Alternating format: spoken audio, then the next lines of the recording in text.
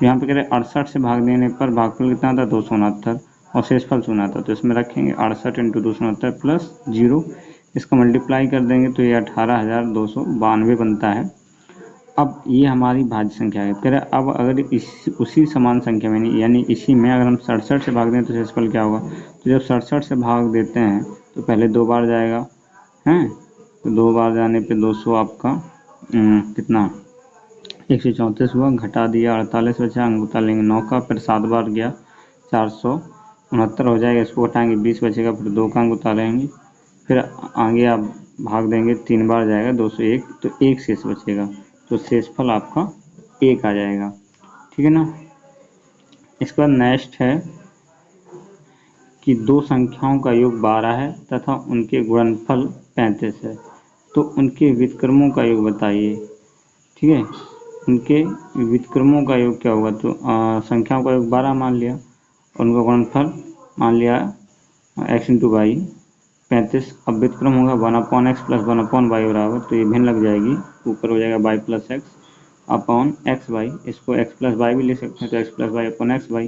अब x + y 12 हो गया, ये 35 हो गया, तो 12 × 35, ये इसका आंसर हो जाएगा। इसका नेक्स्ट क्वेश्चन आता है कि दो संख्याओं का अंतर 1365 है, यदि बड़ी संख्या में छोटी संख्या से भाग दिया जाए तो भागफल 6 तथा शेषफल 15 आता है।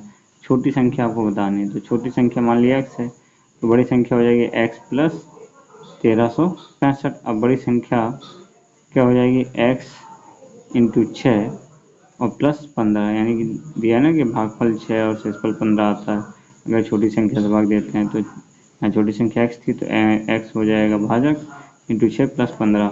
अब ये भी बड़ी संख्या और ये भी बड़ी संख्या, तो दोनों बड़ी बड़ी संख्या होंगी, बराबर कर दिया है ना। तो अब क्या करेंगे, 15 इस साइड लाएंगे, x को साइड ले गए, तो 1365 - 15 बराबर हो जाएगा 6x - x, तो ये घटाएंगे, तो ये इसको पहले x वाले को पहले लिखेंगे, 6x में से x जाएगा तो 5x बचा, और यहाँ से 15 घटाएंगे तो ये 1350 बचेगा, और तो x बराबर हो जाएगा 1350/5, 5 से काट देंगे तो 270, तो x बराबर 270, यानी जो छोटी संख्या है वो 270 हो जाएगी। नेक्स्ट क्वेश्चन है कि 5 अंकों की वह बड़ी से बड़ी संख्या ज्ञात करो जो 91 से पूर्णतः विभाजित हो। तो सबसे पहले तो 5 अंकों की आपको बड़ी से बड़ी संख्या माननी होगी। तो 5 अंकों की सबसे बड़ी संख्या होती है 99,999। अब इसमें 91 से भाग दिया तो पहले एक बार जाएगा, घटाएंगे तो 8 बचा, अगला अंक उतारेंगे 89 हो गया, भाग जाएगा नहीं तो 0, फिर अंक उतार लेंगे 9 का, फिर 9 बार जाएगा तो 819 होता है, घटाएंगे तो यहाँ पर 80 बचेगा, फिर अंक उतार लेंगे 9 का, तो 8 बार जाएगा 728 हुआ, इसको हटाएंगे तो 81 बना। अब जो 81 ये बच रहा है, यानी ये जो शेष बच रहा है, इस शेष को इस घटा देंगे, तो जो संख्या बनेगी वो संख्या 91 से पूर्णतः विभाज्य होगी। तो 5 अंकों की संख्या 91 से पूर्णतः विभाज्य होने वाली संख्या हो जाएगी कि 99,999 से 81 घटा दिया तो 99,918 एक ऐसी संख्या हो जाएगी जो आपकी 91 से पूर्णतः विभाज्य होगी। इसका नेक्स्ट क्वेश्चन है, एक भाजक भागफल का 25 गुना तथा शेषफल का 5 गुना है। यदि भाजक 16 हो, भागफल 16 हो तो भाज्य क्या होगा। तो भाजक कह रहा है इसका भाजक 25 गुना है, तो 25 × भागफल। अब तथा शेषफल का 5 गुना है, और कह रहा भागफल 16 दिया है, तो यहाँ पे 16 रख दिया तो 400 आ जाएगा भाजक। अब जो भाजक है वो 16 गुना है, सॉरी शेषफल का 5 गुना है, तो भाजक × 5 × शेषफल, तो 400 = 5 × शेषफल, तो शेषफल बराबर हो जाएगा 400/5, 5 से काट देंगे तो 80 हो गया।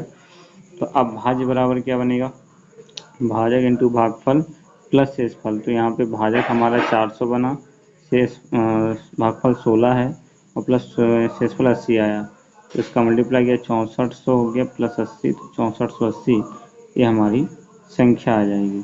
अब इसी टाइप का नेक्स्ट क्वेश्चन है कि एक भाजक भागफल का 7 गुना है तथा शेषफल का 3 गुना है। यदि शेषफल 28 हो तो भाज्य क्या होगा। तो भाजक बराबर दिया 3 × शेषफल, शेषफल हमें दिया 28, तो 3 × 28 कर देंगे 84 हो गया। उसके बाद भाजक दिया है, जो भाजक है वो भागफल का 7 गुना है, तो भाजक बराबर 7 इंटू भागफल हो जाएगा। अब यहाँ पे हम जो भाजक निकाला 84 रख देंगे और भागफल निकाल लेंगे, तो भागफल बराबर हो जाएगा भाजक बटे 7। तो भाजक हमारा 84 था, 84 में 7 का भाग दिया तो 12। अब भाज्य बराबर हो जाएगा भाजक इंटू भागफल प्लस शेषफल, तो ये हो जाएगा 84 इंटू 12 प्लस 28, तो 84 और इसका गुणा कर दिया 12 का तो 1008 बना, प्लस 28 इनको जोड़ देंगे तो 1036 हमारी संख्या निकल आएगी। इसका नेक्स्ट क्वेश्चन है कि एक निश्चित संख्या में 7 का गुणा किया जाता है तो प्राप्त गुणनफल का प्रत्येक अंक 3 आता है, वह निश्चित संख्या में बतानी है। तो इसमें कुछ नहीं है, 7 का भाग एक संख्या मान लेंगे जिसमें का प्रत्येक अंक 3 होगा, ये मान ली।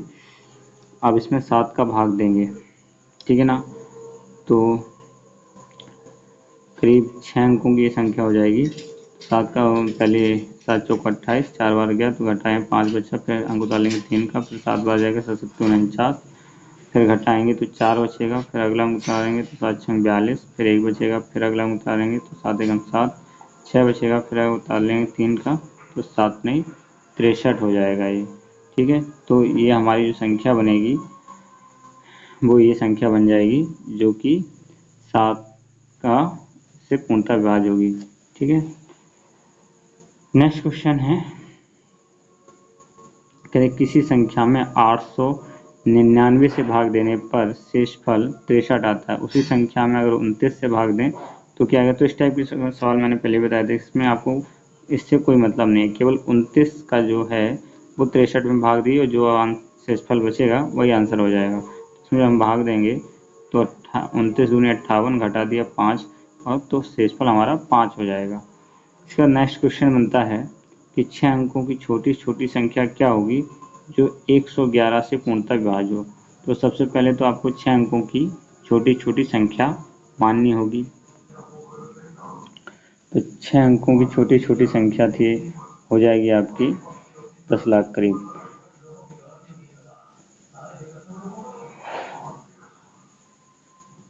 यानी कि 1 लाख होती है, 1 लाख में जब आप भाग देंगे 111 का तो 9 बार जाएगा, पहले घटाएंगे तो यहाँ पे 1 बचा, 100 बचेगा।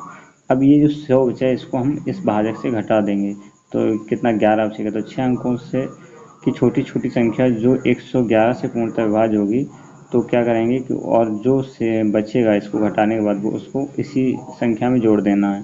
तो 1 लाख प्लस 111 माइनस 100, तो 11 बचा, 11 इससे घट जाएगा तो आपका 1,11,000 वो संख्या हो जाएगी 6 अंकों की जो 111 से पूर्णतः विभाज्य होगी। 457 के समीप वह कौन सी संख्या है जो 11 से पूर्णतः विभाज्य होती है। तो 457 में 11 का भाग दिया तो पहले 11 चौक 44, 1 बचा, फिर 11 कम 11, 6 शेष बच रहा है यहाँ पे। तो 6 जो बच रहा है इसको इससे घटा देंगे तो 457 के समीप 11 से पूर्णतः विभाज्य होने वाली संख्या हो जाएगी 457 प्लस 11 माइनस 6 यानी 5 बच रहा है, 5 इसमें जोड़ देंगे तो 6 400 यानी कि 465 वो संख्या बनेगी जो कि इससे आपकी 11 से पूर्णतः विभाज्य होगी। उसके बाद नेक्स्ट क्वेश्चन है कि 3 अंकों की कुल कितनी संख्याएं बनती हैं। यानी 3 अंकों की हमें संख्याएं बतानी है। तो 3 अंकों की पहली संख्या तो 100 होती है और अंतिम संख्या होती है 999, ठीक है ना। तो इस तरह से एक ये समांतर श्रेणी बन जाती है ना। तो समांतर श्रेणी का प्रथम पद जो होता है उसको ए से डिनोट करते हैं, अंतिम पद को एल से डिनोट करते हैं, डी जो होता है वो पदों का अंतर होता है जिसे सार्वंतर बोलते हैं क्योंकि पदों का अंतर समान रहता है, और एन पदों की संख्या होती है। तो इसमें अंतिम पद के लिए फॉर्मूला होता है एल बराबर a plus n minus 1 to d. तो यहाँ एल ये हो जाएगा, ए 100 हो जाएगा, तो 999 बराबर 100 प्लस एन माइनस 1, और डी आपका अगर इनको घटाएंगे 101 से 100 जाएगा या 102 से 101 घटाएंगे तो ये 1 आता है। तो यहाँ पे 1 रख देंगे, 100 के साइड लाएंगे तो 999 से 100 घट जाएगा तो 899 बचा, और ये एन माइनस 1। अब इसका 1 यहाँ लाएंगे तो 899 प्लस 1 हो जाएगा यानी कि 900। यानी कुल 3 अंकों की 900 संख्याएं होती हैं, ये यहाँ से ज्ञात होता है। अगला क्वेश्चन है कि किसी संख्या n में 4 का भाग देने पर शेषफल 3 आता है, तो उस संख्या में 2n में 4 का भाग देने पर शेषफल क्या होगा। तो शेषफल यहाँ पे पहले कितना है 3 है ना, जब 2 4 n में 4 से भाग देने पर शेषफल 3 आता है तो संख्या 2n यानी कि उसका दुगना करना है तो शेषफल भी दुगना होगा, तो शेषफल हो जाएगा 3 × 2 यानी कि 6 हो जाएगा। अब इसी शेषफल में हम 4 से भाग देंगे तो 4 एकम 4 तो 2 शेष बचता है, यानी कि अगर 2n में हम 4 से भाग देते हैं तो शेषफल हमारा 2 आ जाता है। उसका नेक्स्ट क्वेश्चन है कि 3 अंकों की कितनी संख्याएं 6 से पूर्णतः विभाज्य हैं। तो पहली संख्या होगी 102 जो 6 से पूर्णतः विभाज्य होगी, और लास्ट संख्या हो जाएगी आपकी 996। ये भी एक समांतर श्रेणी बन रही है, तो यहाँ पे भी हमें निकालनी है कि ऐसी कितनी संख्या यानी कि n का मान निकालना। तो प्रथम संख्या हमारी 102 हुई, अंतर निकालेंगे तो 6 का ही आएगा, 108 से 102 हटा दिया यानी कि 6 आ जाएगा, यानी कि और अंतिम संख्या हो जाएगी 996। तो l बराबर a + n-1 तो l यहाँ पे हो गया 996, a हो गया 102, n-1 n तो हमें निकालना है, d हो गया आपका 6। अब इसको सॉल्व करेंगे, 102 इस साइड लाया तो 996 से 102 घट जाएगा, 894 बचा, और ये 6 n-1 हो गया।